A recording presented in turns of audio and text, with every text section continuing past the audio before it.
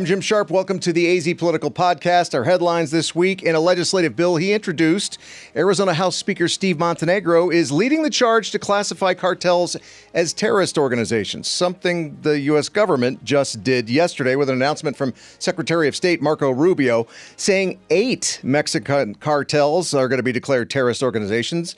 Some of them you may have heard of, like the Sinaloa cartel and MS-13, and some that you may not have heard of, like Carteles Unidos and Cartel del Golfo, which translates to Cartel of the Gulf, which I'm sure Mexico would love to have named Cartel of the Gulf of America, right? Headline number 2, Arizona House Republicans have passed a resolution to take to voters that which Governor Katie Hobbs just vetoed, a proposed law that would require early voters to turn in their ballots the Friday before Election Day with an eye to deliver faster election results. It could end up on your November 2026 ballot, and then we'll wait to find out if it passed for a few days, probably.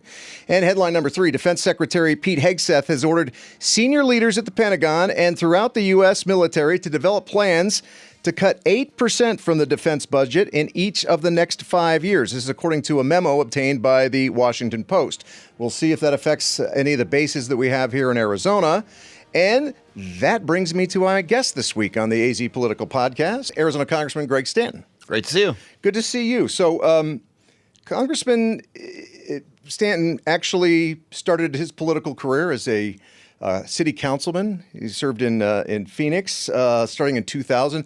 Then he was mayor of the 6th largest city in the country from 2012 to 2018. You and I got to know each other when you were a councilman, a mayor councilman, and we sat on the YMCA, the downtown YMCA board together. Good memory. Yeah. So, well, I never forget a face, especially when you rise to Congress and all that kind of stuff. So you look the same. I've got a few gray hairs over those 25 years, my friend. Don't be a lying politician, all right? Please, we don't want that.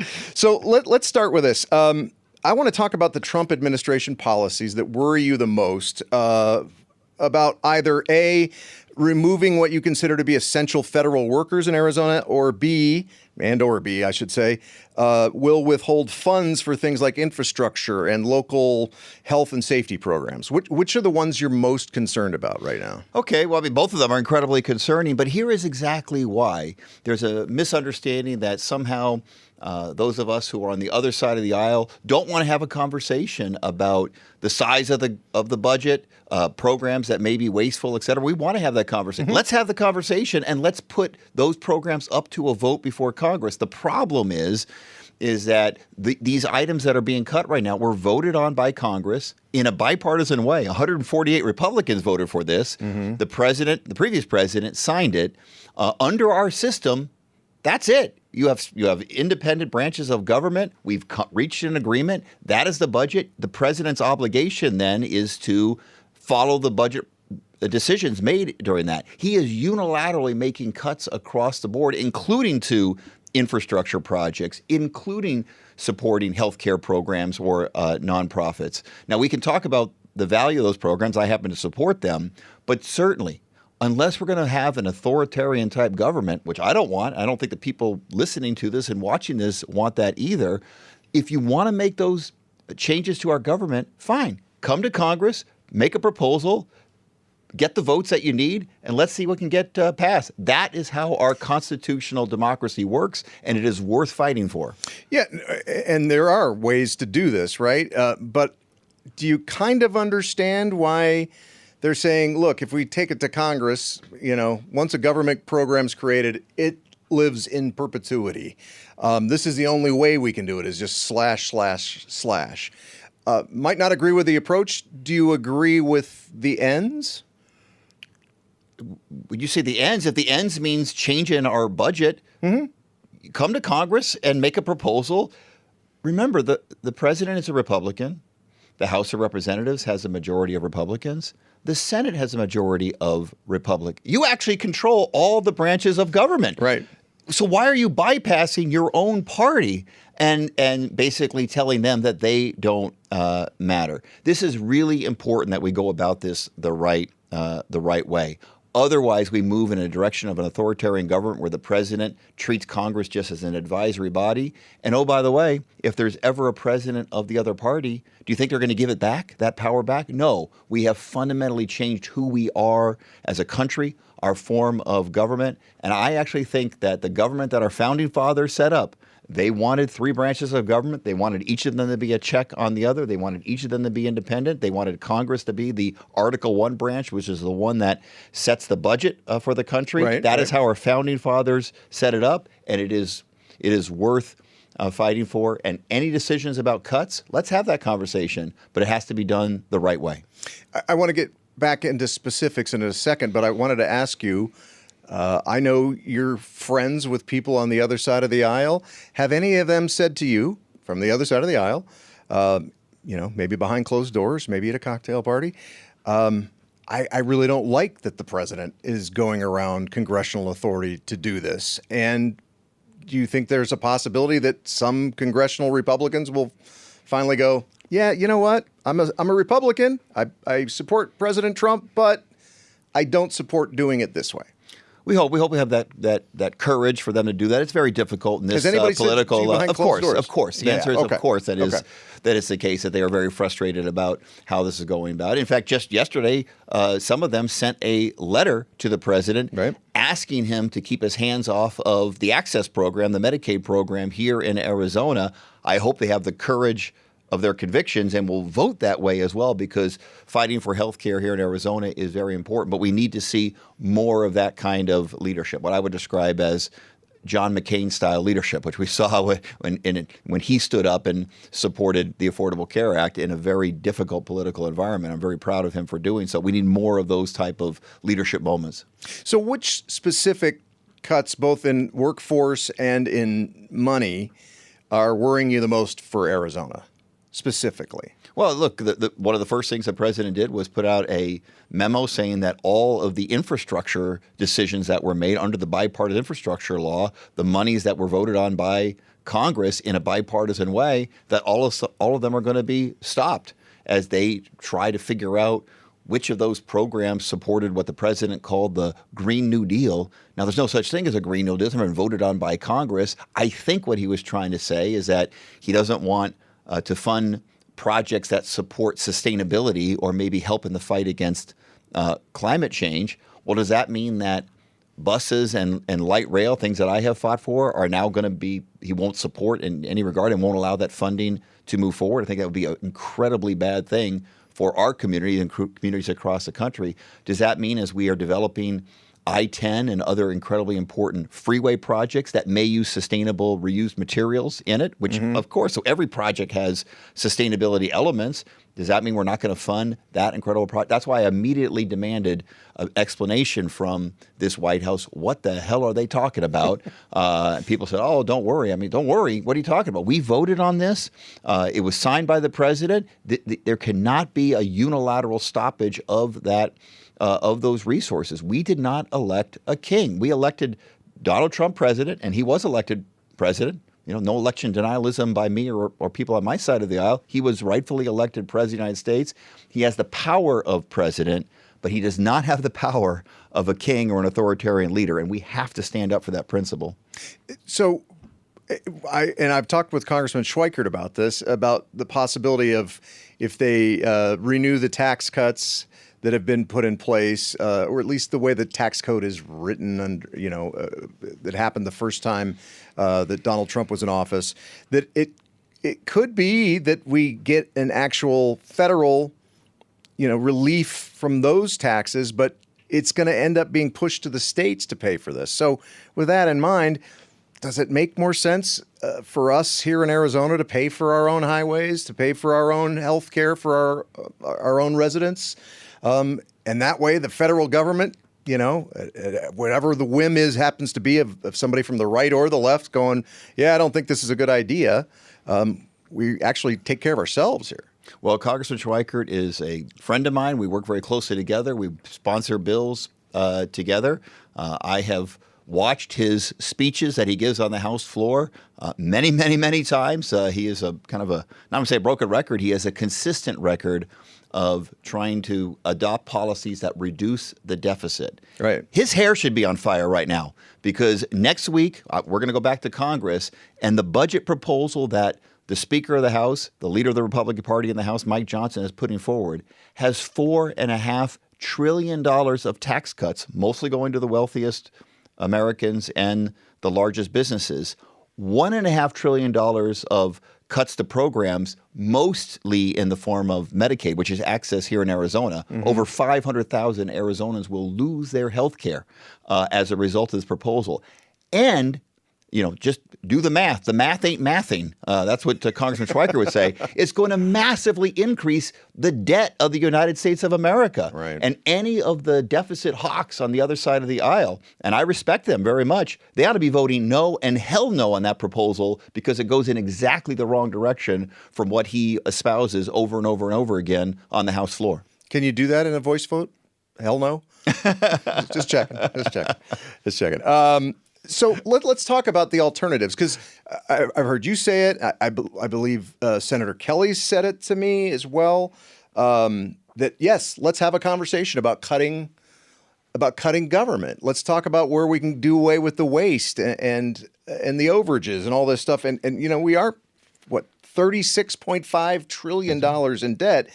And after all, it was a Democrat who was in the White House the last time we had a balanced budget in the United States. So what would the Democrats be willing to see cut if Donald Trump were to come to Congress and go, okay, we're going to do it the way it should be done, and we're going to take it to Congress? What would congressional Democrats be willing to cut? Let me give it a specific example. But first, let me say, in defense of bipartisan government, it wasn't Bill Clinton alone. That's true. It was a Republican House. That's right. And so they were forced to meet halfway, make tough decisions, things that did anger their respective bases. Yeah. And that was the way that they got it done. And that's the way that we're going to have to get it done moving forward ourselves. Certainly the proposal that we're going to be voting on next week is a step in the wrong direction by not only reauthorizing the Trump tax cuts, but going way, way beyond that. Now, we ought to have a tax plan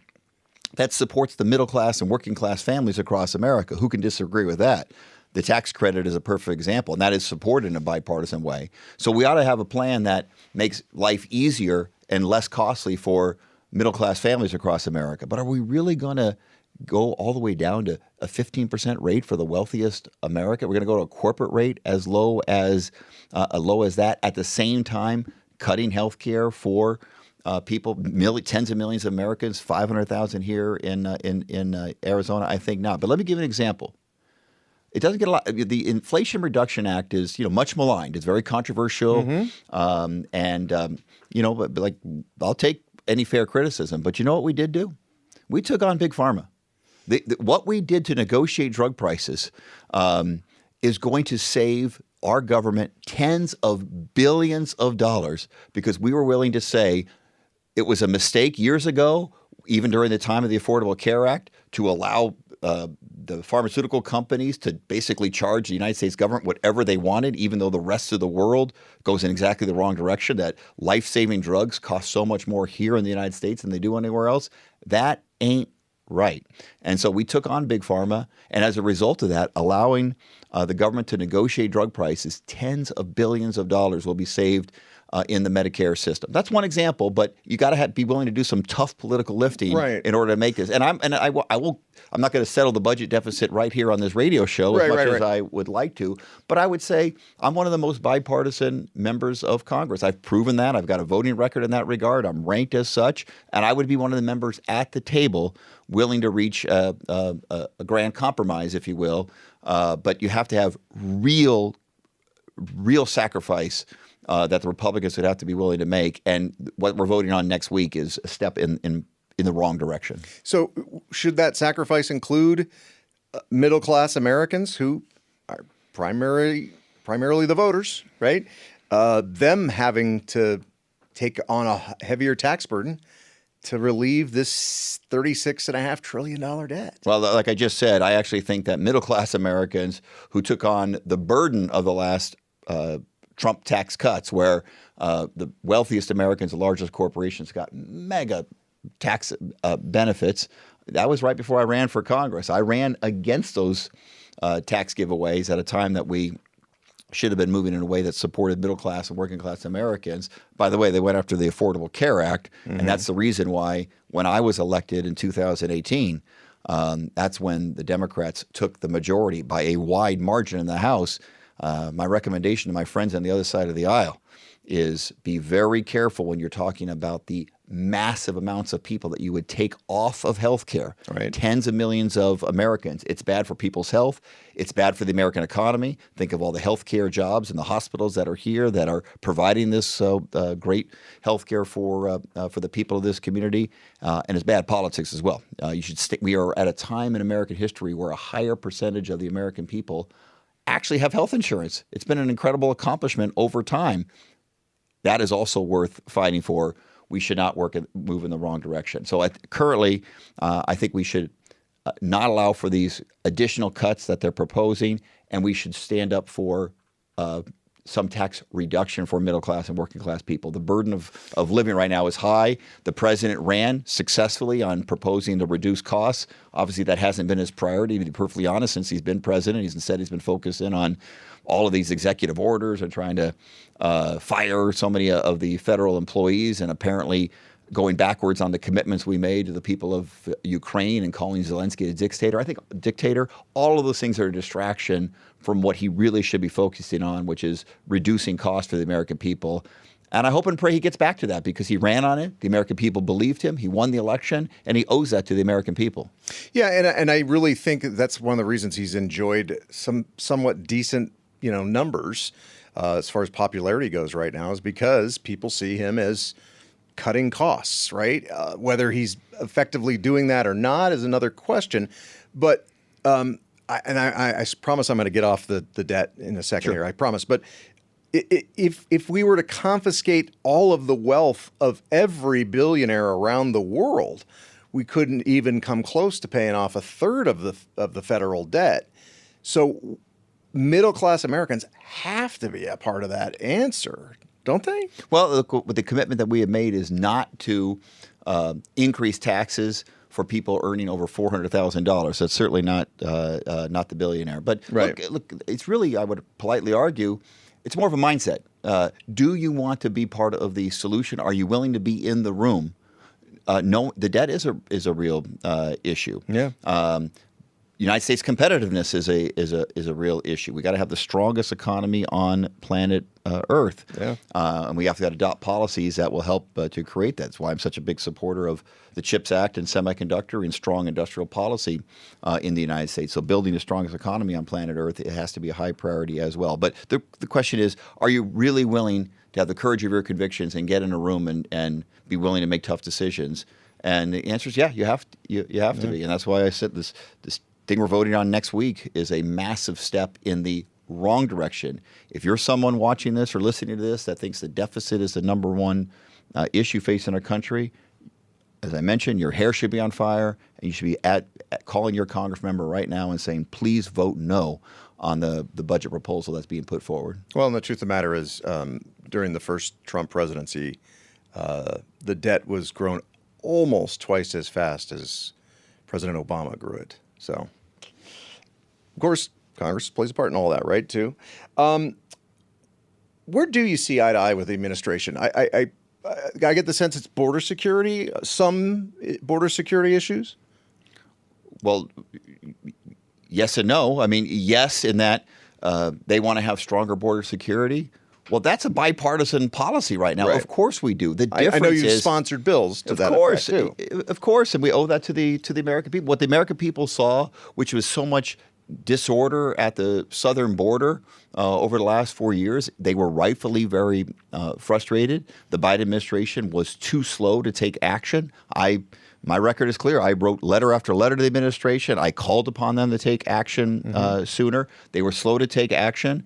They paid a huge political price for that. The Biden administration did take those strong steps at the end of their administration. So at the time that the Trump administration took over, the number of crossings were at near record low. I assume that the Trump administration is going to keep up with that. However, the other side of the coin, and this is where I critique the Republican side, is their head is in the sand on the issue of the need to have more legal opportunities for people to come to the United States of America. Right. Not only do we need to have strong border security, but we need to have a modernized immigration system that supports more legal pathways, support for our dreamers. It's a crime that we haven't passed the DREAM and the Promise Act. Support for our farm workers who do the backbreaking work of putting food on our table. They come to the United States and they're doing that kind of work and they have not otherwise committed crimes. They should have an opportunity to get a green card and have a chance to stay here permanently. The H-1B debate that occurred between Elon Musk and members of the MAGA coalition that talked about high-tech workers and the need to recruit the best and the brightest from around the globe so that we can compete at the highest levels in the most cutting-edge technological arena. That is incredibly important. And why can't, if an international student goes to Arizona State University and gets a degree in engineering, why don't we stamp a green card to that kid's diploma so that they can stay in the United States and have their life and career? That is strong economic policy. The Republican Party has gone so far is that not only do they want to strongly oppose illegal immigration in the United States, but somehow if you support more legal immigration in the United States and reforming and modernizing the immigration system to improve upon it, to support the American economy, you're going to get primaried and called a rhino and all the other things that they do. That is bad for the competitiveness of the United States of America. Isn't it fair, though, to also say that there have been some Democrats who have conflated legal and illegal immigration, too? I mean, no one's hands are clean. Right, yeah. I just mean, if you're going to be serious about immigration, right, you have to support strong border security. The American people have spoken loud and clear on that. But you also need to support, if you're going to be serious about this, you need to explain how you're going to improve and modernize the existing legal immigration system, right, so that we can have pathways to come to the United States. Otherwise, we're going to have we have declining birth rates, and it's going to be very bad for the United States over the long haul.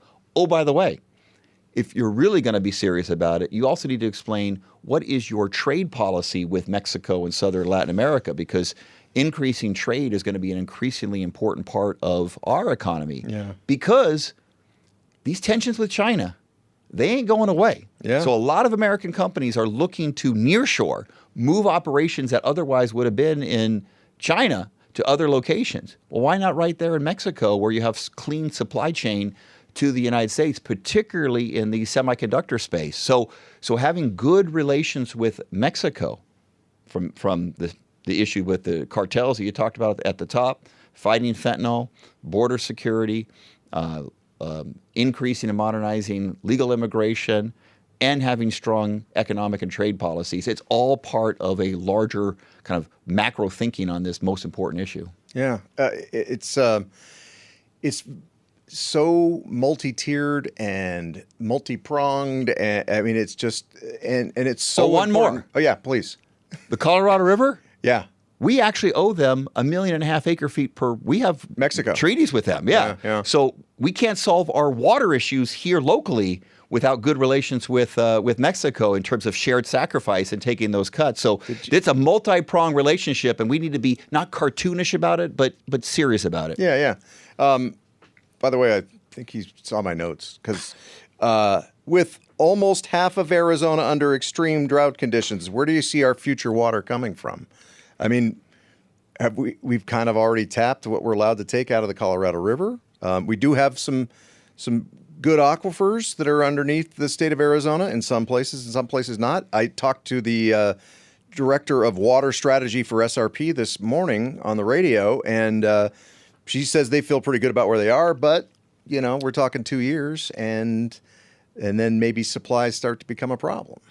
Where's water rank in your importance level for the state of Arizona? Number one. Okay. There is no more important issue to the state of Arizona that goes directly to our growth in terms of population growth, which we have for so long been the fastest growing state in the country, our economic growth, We are the number one state in the country for semiconductor manufacturing, the most important advanced industry in America for everything in our phones and other technology, but also for our military advancement. There's a direct line between our leadership on semiconductor and our military superiority in the United States of America. Which, by the way, is a manufacturing process that uses a lot of water.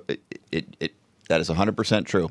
Agriculture, which obviously Arizona is a leader in the agricultural space, and our tribal communities, because we still owe our tribal communities settlements defining how much water they have access to. I'm a supporter of the Navajo Hopi water settlement proposal because we owe that to our friends, our Native American friends, who have never gotten their appropriate amount of supply on the issue of water. Here's the answer. I know in the past there was a lot of talk about desalinization and the hope we should long-term look to desalinization. It is a solid policy proposal. It works well in Israel and other locations. We should take that technology and advanced thinking and utilize it here in the United States. But the truth is that is a long-term solution. Yeah. In the short run, it's conservation, conservation, conservation.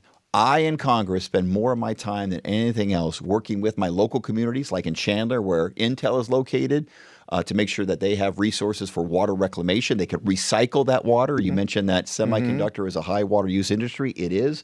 That's why we need to recycle, recycle, recycle, so you don't draw down more of the Colorado River.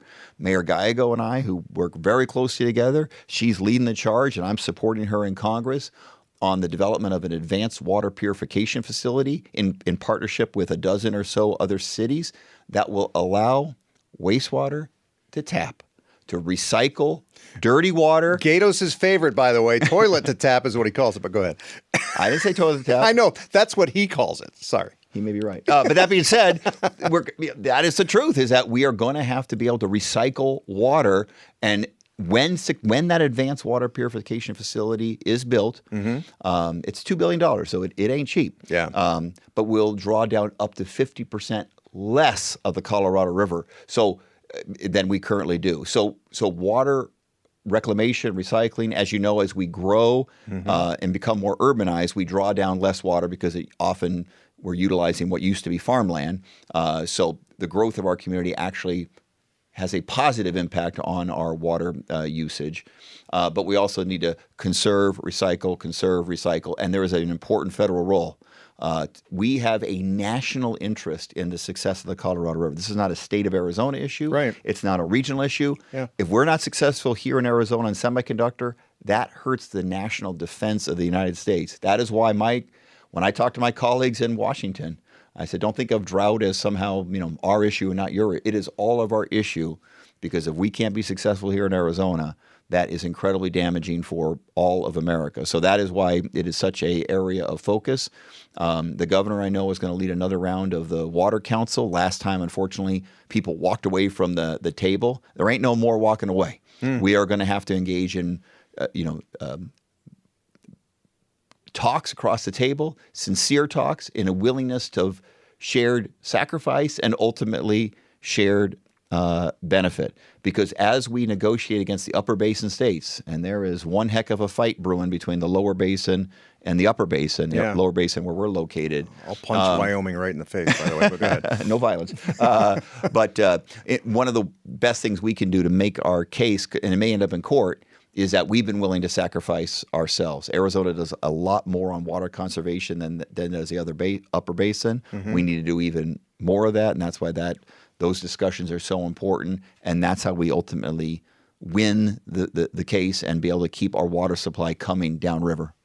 The last time you were on the radio with me and LaDonna Harvey on Arizona's Morning News, got to get a plug in there, was shortly after that. Actually, I believe it was the day after that horrible midair collision between a military chopper and a commuter jet next to Reagan National. You not only sit on the House Transportation Committee, you sit on the Aviation Subcommittee. And since then, we've had two fatal crashes in Arizona, one at Scottsdale Air Park and then one in Marana just yesterday that killed two people. What do you tell people who are a little worried about flying?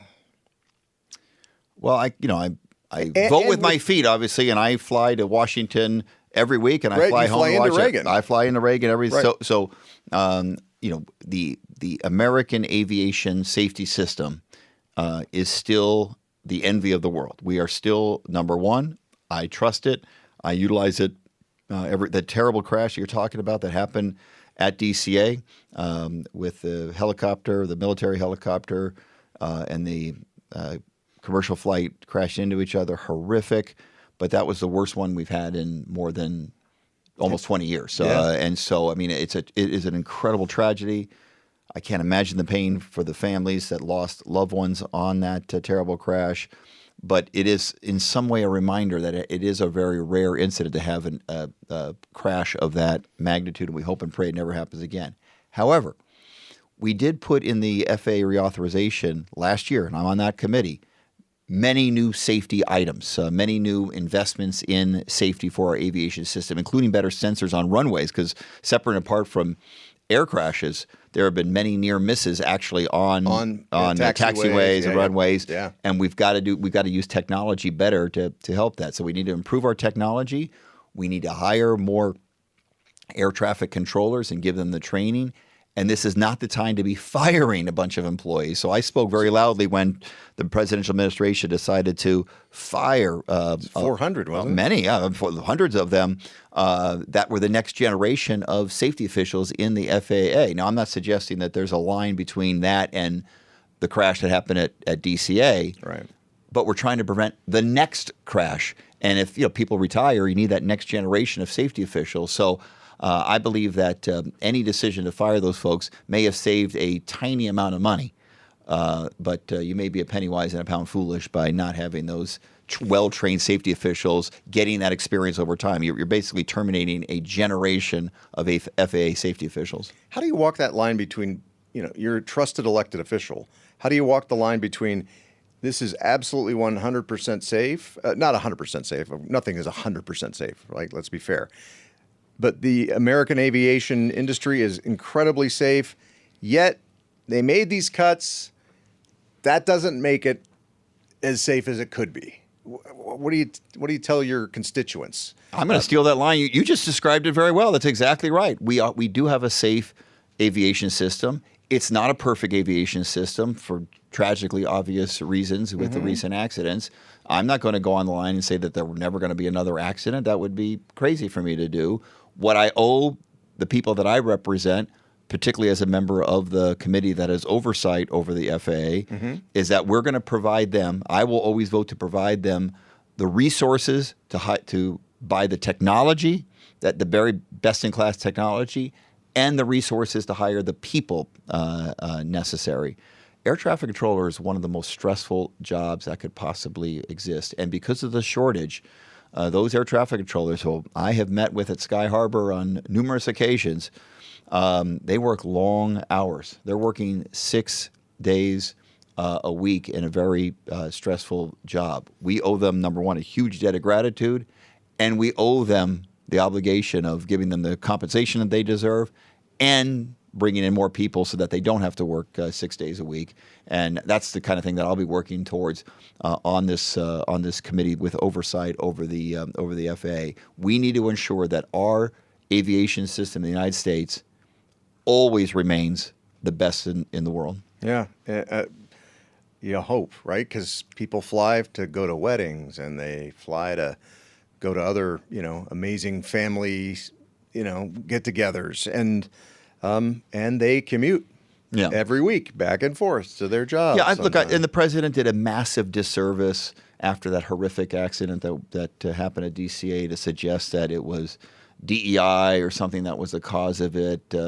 Just a disservice because we need to investigate. We need to figure out what actually happened so that we can improve the system based upon what the National Transportation Safety Board determines. Anybody that comes to a quick answer like that, it's not DEI. DEI, anybody who has benefited from outreach programs to come work at the FAA goes through the exact same standards, the exact same training. It's a disservice because he's trying to score some political points on other issues. It's a disservice to those employees, and it's a disservice to the American people by suggesting you have a quick answer to a incredibly painful accident that deserves a full review, a full investigation, and then explain how we're going to improve the safety systems. And finally, I mentioned it at the top, and that is that there's a memo that the Washington Post says they've gotten their hands on. It says Hegseth, the defense secretary, is asking for 8% cut to our defense budget. I don't know if any $100 toilet seats still exist like we heard about in the Reagan era, and if that's even expensive now with inflation. But are you concerned that we might see cuts to the military infrastructure that's so important to Arizona? Yes. As you know, after the president was elected, before he took office, Elon Musk suggested we should get rid of manned aircraft in the Air Force, including the F-35 program, suggested we could do it all by drones. Be very wary of someone who thinks he's the smartest guy in the room, has all the quickie answers on how to solve all the problems. You always have to bring in new people to bring fresh ideas. That's a good idea. Be very wary of someone who thinks he has all of the ideas about how to fix the government. Elon Musk is one of these. We all know these guys. I think they're so smart. He is pretty smart, but but just because that doesn't make us smart about everything, right? Just because he's the richest guy in the world doesn't make us smart. Look, what he's done with SpaceX, for example, is amazing. So we got to give credit where credit is due. But the idea that he can come in, he's got all the quick answers on our military, you've got to be very careful of. And I challenged him on that because I work with the Air Force here, Luke Air Force Base. The F-35 program is critically important too. It's not a perfect program, but it is the system that we have adopted, and there is no substitute for manned aircraft in warfare, and we deserve this.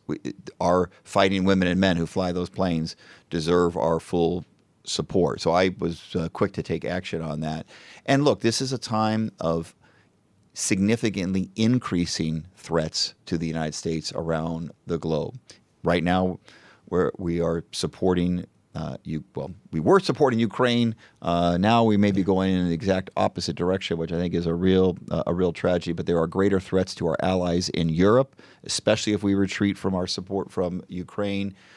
China is watching. Xi Jinping is watching. We said that at the very beginning why we were supporting Ukraine. One of them is that Xi Jinping was watching, and what the implications may be for Taiwan and how devastating that would be if the Chinese Communist Party made any kind of a move, either military or economically, on Taiwan. The implications for that here in Phoenix because of the Taiwanese semiconductor facility, $60 billion investment in North Phoenix. Obviously, what's happening in the Middle East, there's increasing threats and possibility of a greater war in the Middle East, and what would the role of the United States be? So we don't need to do a walk around the globe to see these increasing threats. So if Pete Hegseth is able to find waste in the system, who can disagree? We should support that.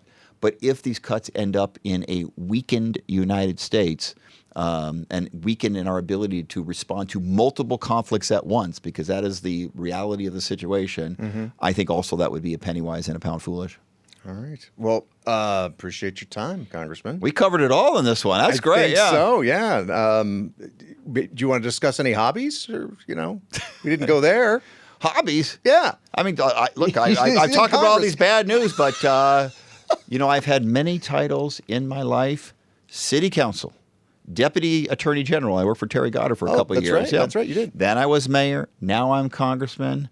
But my son is graduating high school in a few months, and soon I will be an ASU dad. So I'm really excited that my son has chosen ASU, and I get to practice my Forkum Devil sign and all that. And but Trevor, I'm really proud of you, and keep going strong, son. Yeah. So like me, you're born on the East Coast, graduated high school in Arizona, and all your kids have been born here. I'm in Arizona. I mean, I was born on the East Coast, but came here in a very, very early age. So all of my memories of Phoenix, we lived at 39th Avenue and Dunlap for over 50 years. My dad passed away last year. Yeah. He died he never moved. The neighborhood changed, but he never moved, and he was committed to the community, always committed to the local groups. after he retired selling shoes at JCPenney, you know what he did? He volunteered to coach basketball at Manzanita Grade School, the very school that the Stanton kids went to, and then he would do reading lessons for the kids. My brother was superintendent of that school district, so he coached. But he was one of those great community people.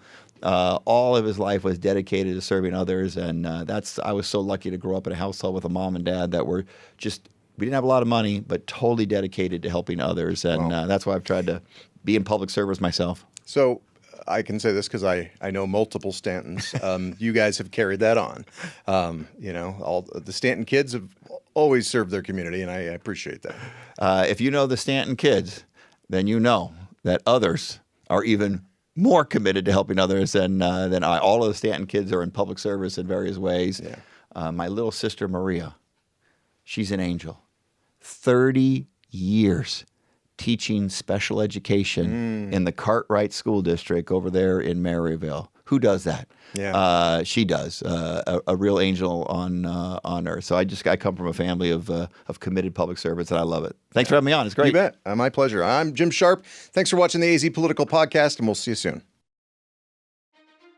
Thanks for watching the AZ Political Podcast with Jim Sharpe. Click the box to watch more from KTAR News and tap the button in the middle to subscribe.